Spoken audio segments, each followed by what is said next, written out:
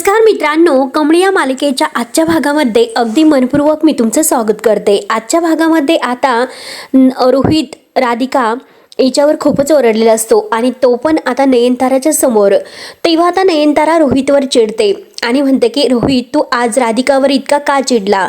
त्यावर तर रोहित हे ऐकून म्हणतो की आई, तू आज चक्क राधिकाची बाजू घेते। त्यावर मात्र आता नयनतारा म्हणते की हे बघ, मुळात मी तिची बाजू घेत नाही, कारण चूक तुझी होती। अरे तुझा धक्का लागला आणि पाणी सांडलंस, मग तू तिच्यावर का ओरडलास। त्यावर तर रोहित राधिकाची चूक दाखवतो। आता राधिकाला एकही काम व्यवस्थित जमत नाही असे म्हणतो। दिवसभर फक्त चहा आणू, कॉफी आणू इतकंच फक्त अगदी बोलत असते। आणि हे बघ, राधिका एकदम असे गावंढळ आहे, तिला फक्त नवऱ्याला चिटकून बसायचं असतं, बाकी तिच्या आयुष्यामध्ये काही अगदी महत्वाचं नसतं। त्यावर तर नयनतारा म्हणते की अरे हेच मी तुला समजावले होते, पण आता मात्र तू तर तेव्हा तिच्या प्रेमात आंधळा होतास। फॅक्ट म्हणजे रोहित, जेव्हा मी तिला पहिल्यांदा भेटले होते तेव्हाच मला समजले होते की हे एकदम सामान्य मुलगी आहे। तिला तिचे स्वतःचे विचार याविषयी काहीच असं नाही, तिच्यासाठी फक्त तिचा नवरा आणि तिचं घर हेच महत्वाचं होतं। तेव्हा रोहित म्हणतो की आई, हे तुम्हाला आत्ता ऐकवतेस का। तर आता नयनतारा म्हणते की हे बघ, मुळात तिची चूक नव्हतीच, म्हणून मी तुला हे सर्व सांगते। पण एक माणूस म्हणून तू तिला रिस्पेक्ट द्यायला हवा। हे बघ, मला सुद्धा कळतं की आता तुला कामाचा खूप ट्रेस आलेला आहे, हे सगळं काही हँडल करायला शिक रोहित। इतका राग बरा नसतो। आणि हे बघ, पेपरचे जे पुन्हा काढता येतील, काळजी करू नकोस। आणि नयनतारा आज जाते तर आता रोहित ते पेपर्स हातात घेतो आणि युजलेस राधिका असे म्हणून ते फेकून देतो। त्यानंतर इकडे अन्नपूर्णा गुरुजींकडे आलेले असते। गुरुजी मात्र ध्यानस्थ बसलेले असतात। आता जेव्हा ते डोळे उघडतात, अन्नपूर्णा आजी त्यांना नमस्कार करून विचारते की आपल्याला काही अगदी समजले का। त्यावर आता गुरुजी म्हणतात की हो अन्नपूर्णा मॅडम, त्या वर्षामध्ये तुम्हाला तुमची नात नक्की भेटणार। हे ऐकून आता अन्नपूर्णा आजीला खूपच आनंद होतो। त्यावर आता अन्नपूर्णा आजी म्हणते की गुरुजी, मला एक शंका आहे, मागच्या वेळेस जे काही तुम्ही भाकीत केलं होतं, पण त्यावेळेस मात्र मी माझ्या नातीला ओळखू शकले नव्हते, तुम्ही सांगा मी तिला कशी ओळखणार बरं। त्यावर मात्र आता गुरुजी म्हणतात की हे बघा अन्नपूर्णा मॅडम, ही गोष्ट तुमच्यावर अवलंबून आहे। एक गोष्ट मी तुम्हाला सांगतो की तुमची नात अतिशय सोज्वळ आणि अगदी खरंच संस्कारी आहे, ती मोठ्यांचा आदर करणारी आहे, तिच्या ह्या गुणांवरूनच तुम्हाला ती ओळखावं लागेल। त्यावर आता अन्नपूर्णा आजी म्हणते की म्हणजे ती नक्कीच आमच्या कमळीसारखी असेल। त्यावर आता गुरुजी विचारतात की म्हणजे काय। कमळी आणि अन्नपूर्णा आजी जेव्हा सांगायला सुरुवात करते की आहोत ती कमळी की जेव्हा पूजेच्या वेळेस तिच्या हातून गंधाचा अभिषेक झाला होता आणि त्यानंतर आपण तिच्या हातून पूजा केली होती। कमळी खरंच खूप गुणी आणि संस्कारी आहे। त्यावर मात्र आता गुरुजी म्हणतात की आलं माझ्या लक्षामध्ये, आणि नक्की ती तिच्यासारखीच असेल आणि हे बघा, ती कमळी सारखीच असू शकते। तेव्हा मात्र आता अन्नपूर्णा आजीला खूप आनंद होतो। एकादशीच्या दिवशी मात्र ते आता 24 तास जपत्याप करायला सांगतात। हे बघा अन्नपूर्णा आजी, तुमच्या तपश्चर्याचं जे काही फळ आहे ते तुम्हाला नक्की मिळेल। त्या वर्षामध्ये तुम्हाला तुमची नात नक्की मिळेल आणि नवीन वर्षामध्ये नवीन सकाळ ही तुम्हाला नक्की घेऊन येईल। हे बघा, जी एक महत्वाची गोष्ट म्हणजे हा मंत्र जाप आहे ना, तो अखंड व्हायला हवं, त्यासाठी कोणतेही मध्ये बाधा नकोय, एवढं मात्र नक्की लक्षात ठेवा। तेव्हा आता अन्नपूर्णा आजी म्हणते की हे बघा गुरुजी, माझी मोठी नात जर मला भेटायला असेल तर मात्र मी सगळं काही करायला तयार आहे, फक्त ती मला भेटली पाहिजे। अखंड नामस्मरण मी नक्की करेल। त्यानंतर आता इकडे कॉलेजमध्ये निंगी, कमळी आणि ऋषी हे चाललेले असतात आणि तेवढ्यात अनिका अगदी दम भरत धावतच येते। ऋष अरे ऐक ना।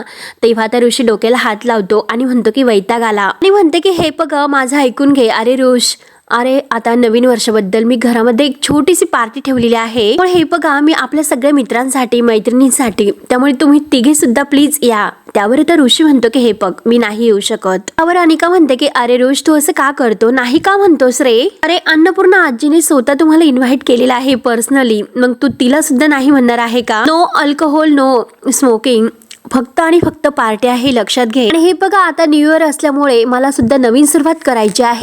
आजीने मला सांगितले की न्यू इयर आहे, त्यामुळे अगदी नवीन, अगदी स्वतःची सुरुवात करतं। सगळ्यांशी भांडण मिटून टाक, त्यामुळे मात्र मला आता सगळ्यांशी भांडण मिटून टाकायचं, आपण सगळ्यांच्या बरोबर आता फ्रेंडशिप करूयात। तेव्हा कमळी, निंगी आणि ऋषी मात्र ह्या वैतागवाडीकडे म्हणजे ह्या अनिकाकडे बघत असतात। तेव्हा आता निंगी म्हणते की काय ग, मला एक कळत नाही। अगं अनिका, तुला एक कळत नाही की तुला अचानक असा शहाणपणा कसं सुचला बरं। तेव्हा आता अनिकाला राग येतो। अनिका लगेच म्हणते की हे पग निंगी पिंगी लिंबू, आणि परत म्हणते की नाही नाही, आणि म्हणते की हे पग निंगी, मी तुला आत्ताच सांगितलं की आजीने मला सकाळी खूप समजावलं, ती मला खूप बोलली, हे पग मला सगळं काही समजलं। तिने मला हे सुद्धा सांगितलं की जर मी तुमच्याशी चांगलं वागले, आणि हे बघा निंगी आणि कमळीचं मन सुद्धा खूप मोठं आहे, हे सुद्धा तिने मला सांगितले, त्यामुळे तुम्ही प्लीज पार्टीसाठी या, काही करून या।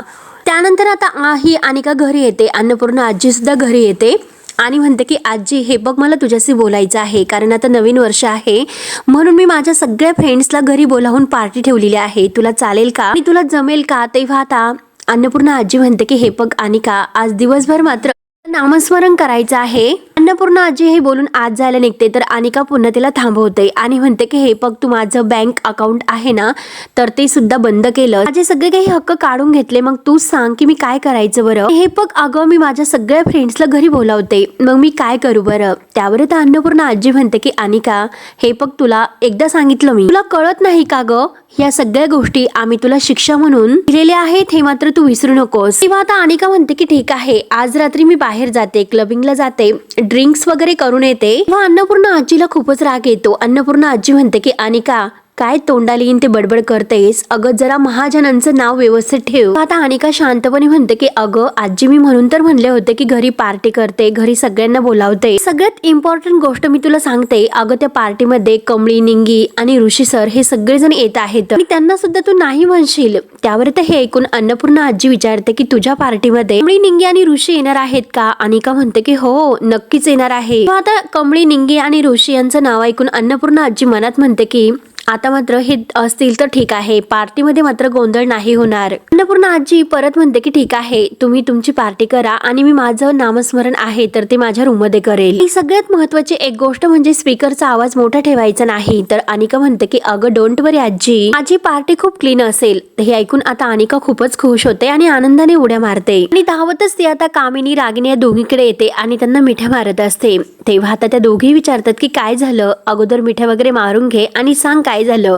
तेव्हा आता अनिका हसते आणि म्हणते की अगं सगळं काही आता प्रकार सांगते. ते ऐकून दोघी खुश होतात. रागिनी म्हणते की खरंच माझी अनु मोठी झाली, एकदम आईसारखी आहे, आजीसारखं तुला जमते. तेव्हा आता अनिका सुद्धा कामिनी कशी पांढऱ्या पट्ट्याच्या केसावरून हात फिरवत असते तर अनिका तशी स्टाईल करते आणि आता कामिनी हे बघून खुश होते. त्यावर मात्र कामिनी म्हणते की ही म्हातारी आहे तर ती अखंड नामस्मरण करत राहणार आहे, म्हणून ती काही तिच्या खोलीच्या बाहेर येऊ शकत नाही. आणि तू ठरवल्याप्रमाणे मात्र ती कमळी जो काही धिंगाणा घाले, म्हातारी मात्र तिच्यावर खूप रागवेल, शेवटी आपल्या मनासारखं होईलच ना. त्यावर लगेच अनिका म्हणते की ग्रॅनी आजी, अगं हे बघ, हा प्लॅन मात्र अगदी वर्क करेल. ही मॅड आजी आहे ना, त्या गावछापवर अगदी मॅड होऊन जाईल आणि ती मात्र आता त्या गावछापला स्वतः हाताला पकडून बाहेर फेकून देईल आणि त्या गावछापला मात्र असा काहीतरी धडा मिळेल की ती अगदी आयुष्यभर लक्षात ठेवेल. म्हणून अनिका खूपच खुश होते आणि तिचा हा प्लॅन असतो. म्हणून ती आता ऋषी, कमळी, निंगी यांना अगदी या पार्टीमध्ये येण्यासाठी मुद्दाम इन्व्हाइट करत असते. हे सगळं तिला आठवते म्हणून ती आता ऋषी म्हणत असते की हे बघ, तूच मात्र कमळीला म्हण, तुझं ती नक्की ऐकेल. आणि हे बघ कमळी, अगं ये ना तू प्लीज, खरंच अगं खूप मज्जा येईल यार. कमळी आणि निंगी काही बोलत नसतात, रागाने अनिकाकडे पाहतात. तेव्हा आता अनिका म्हणते की हे बघ ओके, माझ्यासाठी नाही अगं पण अन्नपूर्णा आजीसाठी तर येशील ना. अन्नपूर्णा आजीचं नाव घेतल्यानंतर आता कमळी तयार होते, येतो आम्ही असं म्हणते. लगेच ती आता कमळीला मिठी मारायला जाते आणि तिला थँक्यू म्हणते. त्यानंतर आता इकडे दुसरीकडे राजन मात्र रागिनीला म्हणत असतो की हे बघ अगं रागिनी, तुला एकच काम सांगितलं होतं, काम सुद्धा तुला व्यवस्थित जमलं नाही, फक्त स्केच आणायचं होतं. त्यावर त्या रागिनी म्हणते की हे बघ अरे, मी त्या स्केच आर्टिस्टकडे गेले होते, त्याने माझ्याकडे पैसे मागितले, तो स्केच देणार नाही असं त्याने स्पष्ट सांगितलं पैसे दिल्याशिवाय. आणि तू सुद्धा मला पैशाबद्दल कुठे सांगितलं होतं बरं? ते सुद्धा मी त्याला समजावलं होतं की पैसे नंतर देते, स्केच द्या म्हणून, पण तो ऐकायला तयारच नव्हता. हे बघ त्यानंतर सुद्धा मी त्याला फोन केला होता, परंतु तो आता नवीन वर्षानिमित्त बाहेर पार्टीला निघालेला होता, त्यामुळे मात्र तो नाही म्हणाला. आणि तुला आणखीन समजावते की सगळ्या गोष्टी ह्या आपल्या हातात नसतात. तो आल्यानंतर मी स्वतः जाईल आणि स्केच घेऊन येईल त्याला पैसे वगैरे देऊन. त्यावर आता राजन म्हणतो की त्याची काही गरज नाही, मी आहे, मी माझं काम करेल. तेव्हा रागिनी म्हणते की हे बघ, आपल्याकडे मात्र आज नवीन वर्षाबद्दल पार्टी आहे. हे ऐकून मात्र आता राजन म्हणतो की काय बोलतेस? ऐकून राजनला राग येतो. राजन म्हणतो की अखंड नाम आपल्याकडे आहे, मग पार्टी वगैरे कोणी ठेवली?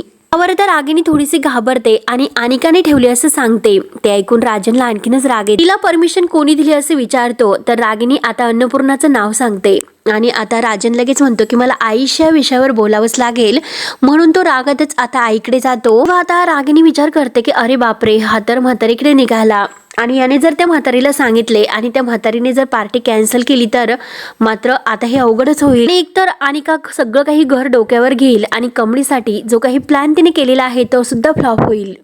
तर इकडे राधिका आपल्या रूममध्ये असते. रोहित तिच्यावर इतका रागवलेला आहे हे तिला सर्व काही आठवते आणि ती सारखी रडत असते. आणि तेवढ्यात तिच्या मोबाईलवर आईचा कॉल येतो. डोळ्यातील पाणी वगैरे पुसून ती आपल्या आईचा कॉल घेते. ती फोन उचलते आणि बोल असे म्हणते. तेव्हा मात्र तिची आई ओळखते की ही रडत आहे. तेव्हा ती विचारते की का रडतेस.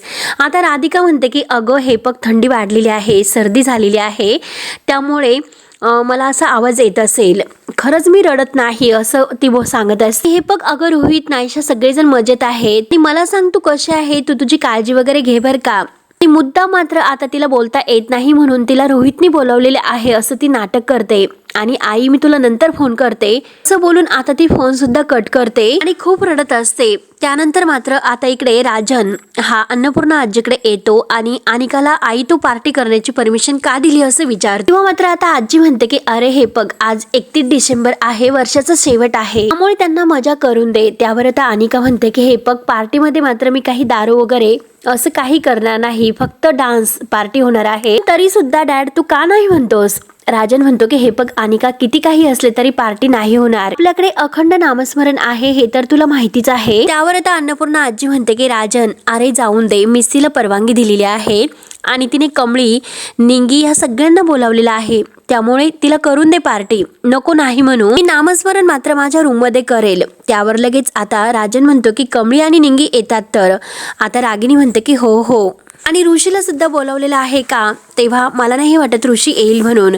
तेव्हा मात्र आता लगेच अनिका म्हणते की तू नक्की येईल, बघतच राहा. आणि हे बघ डॅडा तू नाही म्हणू नकोस प्लीज, ही पार्टी आम्हाला करून दे. तेव्हा आता राजन तयार होतो आणि ठीक आहे असे म्हणतो. तेव्हा अनिका लगेच त्याला मिठी मारते आणि थँक्स डॅड असं म्हणतो. त्यावर आता राजन म्हणतो की हे बघ अनिका कुणाला त्रास होईल असं वागायचं नाही आणि आगाऊपणा सुद्धा अजिबात करायचा नाही, तरच ही पार्टी तू करू शकते. त्यावर लगेच अनिका म्हणते की हो तू आजीला सुद्धा विचारू शकतो, तिला सांगितलं की हे सर्व नाही करणार. त्यावर आता अन्नपूर्णा आजी राजनला म्हणते की हे बघ ती म्हणते ना मग करून दे तिला पार्टी.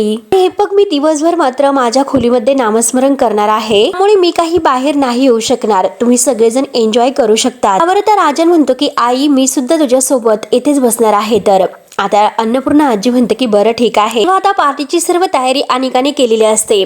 अनिका आता लगेच मस्त तयार होऊन खाली येते आणि त्या सगळ्या सुजाता रोहिणी या सगळ्यांना विचारते की आजच्या पार्टीची तयारी झाली का. त्यावर त्या सगळेजणी हो म्हणतात. आणि तेवढ्यात आता ह्या अनिकाच्या वेड्या मैत्रिणी अगदी नटून झटून तेथे येतात. नऊवारी साडी वगैरे घालून त्या आलेल्या असतात. अगदी पिंगा ग पोरी पिंगा करत डान्स करत आलेले असतात. मध्ये येतात आणि अनिकाला हाय असं म्हणतो. मात्र आता एकमेकींना सुंदर दिसतात असं म्हणून कौतुक करत असतात. तेव्हाचा सिम्स म्हणते की अगो अनिका काय मस्त डेकोरेशन केलेलं आहे ग. अनिका म्हणते की हे बघा सगळं काही माझ्या चॉईसचं आहे, पण तुम्ही दोघी जणी सुद्धा किती सुंदर दिसतात, किती सुंदर. चला आपण एक फोटो काढूयात म्हणून आता मस्त असं त्यांचा तिघींचा एकत्र फोटो सेल्फी काढतात. एका त्यांना बसायला सांगते आणि तेवढ्यात ती आत जाते. तर आता दुसरे मित्रमैत्रिणी सुद्धा तेथे येतात. तेवढ्यात आता कमळी मस्त ड्रेस वगैरे घालून आणि 2 वेण्या घालून केसांना गुलाबाचं फुल लावून आलेले असते. निंगी सुद्धा मस्त नऊवारी साडी घालून कपाळी कुंकू वगैरे टिळा लावून आलेली असते. दोघी खूपच सुंदर दिसत असतात आणि तेवढ्यात दोघी आत येतात. आतमध्ये आल्यानंतर मात्र आता निंगी ही अगदी खाली पडते आणि म्हणते की ही नऊवारी साडी माझ्यावर इतकी का खार खात असेल तेच कळत नाही. म्हणून आता कमळी तिला हाताला धरते आणि तिला उठवते. निंगी म्हणते की अगोदरच्या बायका ही नऊवारी साडी कशा सांभाळत होत्या देवालाच माहिती. तेवढ्यात त्या दोघी आत येतात. तर आता ही नोकरानी आहे तर ती त्यांच्यासमोर लगेच आता ज्यूस वगैरे घेऊन येते आणि घ्या ताई असं म्हणते. तेव्हा आता ह्या दोघी एकमेकीकडे बघतात. आता कमळी वेणीला हात लावत म्हणते की काहीतरी ती कोड्यात बोलते आणि म्हणते की हे बघा आम्हाला नकोय. ती नोकरानी म्हणत असते की हे बघा हे आम्हाला अनिकाने सांगितलेलं आहे, त्यामुळे तुम्ही घ्या ना प्लीज. मात्र आता निंगी त्या मोलकरींच्या हाताला धरते आणि म्हणते की चला इकडे यांना द्या. म्हणून आता ते मित्रमैत्रिणी तिथे बसलेले असतात तर त्यांना द्यायला सांगते. कमळी आणि निंगी आता खुर्चीवर येऊन बसतात. कमळी आपल्या गुलाबाच्या फुलाला हात लावते आणि निंगी तिच्याकडे बघून हसते. तेवढ्यात शंभू सुद्धा आता मस्त धोतर वगैरे घालून आलेला असतो. टोपी सावरतच येतो आणि त्याच्यासोबत त्याची मैत्रीण असते आणि दोघं मात्र आता मस्त ऍक्टिंग करत असतात की बाई वाड्यावर या. काय रे तुझं काय सुरू आहे, सकाळपासून तात्या बनतो विंचू बनतो आणि आता तर काय बनला निळफुले. तो आता हा शंभू म्हणतो की काय सांगू तुला, सकाळपासून माझी मैत्रीण मला कायम बोलते तात्या विंचूचे कपडे आणते, तात्या विंचूचे कपडे आणते. निळू फुलेची तो ऍक्टिंग करत असतो. कमळी आणि निंगीला खूपच हसू येत असतं. आणि तेवढ्यात आता अनिका धावतच येते आणि ती खाली पडते. तर कमळी तिला हाताला धरून उठवते अनिका अगोदर तिच्यावर रागवते आणि परत आता म्हणते की अगं कमळी तू हे बघ, अगं मी स्वतःला सावरत होते म्हणूनच असं झालं, आणि खरंच तू खूप छान दिसतेस. निंगीला म्हणते की तू सुद्धा खूप सुंदर दिसतेस. त्यावर आता कमळी म्हणते की अगं अनिका तू सुद्धा खूप छान दिसतेस, आणि मला एक गोष्ट सांग, अन्नपूर्णा आजी कुठे आहे बरं? अनिका म्हणते की अगं ऍक्च्युली त्या तिच्या रूम मध्ये देवाचं काहीतरी करणार आहे, काही आपल्याला जॉईन नाही होणार. आपण मात्र सगळेजण एन्जॉय करूयात. आणि तेवढ्यात मात्र कामिनी आणि रागिनी ह्या दोघी नटून थटून बाहेर येतात. रागिनी आता कमळी आणि निंगीला बघून म्हणतात ती अरे अरे तुम्ही सुद्धा आल्या, वेलकम वेलकम. आणि खरंच खूप छान वाटलं बरं का. कामिनी म्हणते की हो ना, आपल्या अनिकाने खास आमंत्रण दिलं होतं, हे बघा सगळेजणी मस्त एन्जॉय करा पार्टीमध्ये. त्यावर तर रागिनी म्हणते की आई आई हे बघ आजचं डेकोरेशन आहे ज्या अनिकाने केलेलं आहे. तर आता अनिका कमळीला विचारते की कसं आहे डेकोरेशन. त्यावर आता कमळी हो असं छान असं म्हणते. हे बघा आजचा शेवटचा वर्षाचा दिवस, त्यामुळे आपण छान असं एन्जॉय करूयात, आपण मस्त डान्स सुद्धा करूयात बरं का. आणि ती म्युझिक ऑन करण्यासाठी सांगते. तेव्हा आता मित्रांनो हा भाग येथे संपतो. पुढे नक्की काय होतं हे बघण्यासाठी आपल्या चॅनलला नक्की सबस्क्राईब करत राहा. धन्यवाद.